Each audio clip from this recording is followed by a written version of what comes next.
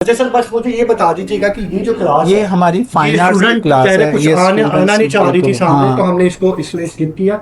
लेकिन ये किस चीज़ की फाइन आर्ट्स की है? फाइन आर्ट्स की क्लास है। बच्चियां अपनी हाथों से मटेरियल, जो घरों में रॉ मटेरियल पड़ा होता है, उसको ही यूटिलाइज कर लेते हैं। जब फॉर एग्जांपल मैं यहाँ पे कोट करूंगा, ये घर में टायर पड़ा हुआ था, ठीक है, खराब होता है टायर, तो उसको उन्होंने किस तरह से रिबन अच्छा, किया है, अच्छा, किस ये। तरह से वो उन्होंने करके तो Very उसका good। इस्तेमाल लेके आई ये हैं। और टायर एक का भी इस्तेमाल होना शुरू हो गया जी। पीस ऑफ आर्ट बना हुआ है और बड़ा ये जरा अच्छा है। कैमरा मैन दोबारा दिखाए इसको।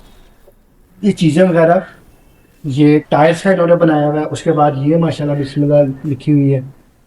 सर इस तरह, जबरदस्त है। हाँ, इस तरह जैसे ये देखे ना, एक बोतल है, हाँ तो जी। जो घर में किसी काम की नहीं होती, तो उसको भी उन्होंने एक आर्ट का कर दिया नमूना उन्होंने। बना के तो उसको जो है ना वो फोकस किया है।